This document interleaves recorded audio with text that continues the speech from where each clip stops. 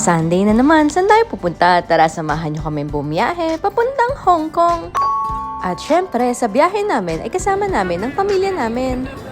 At ito na nga ang moment of truth, ang timbangan ng Cebu Pack. And syempre, pasok pa tayo dahil papunta pa lang tayo ng Hong Kong.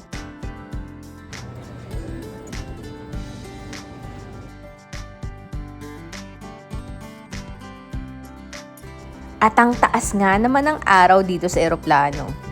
At pagkarating nga naman namin dito, medyo gloomy.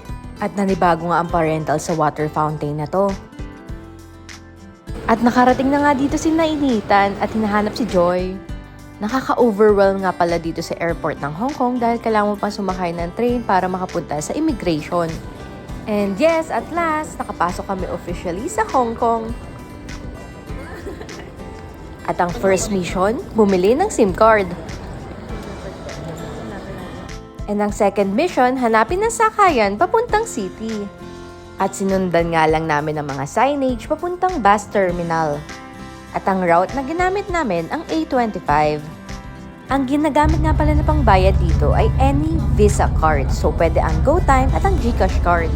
Sa top deck ng bus nga pala kami umupo para makita namin ang overview ng 45 minutes na biyahe namin papuntang city.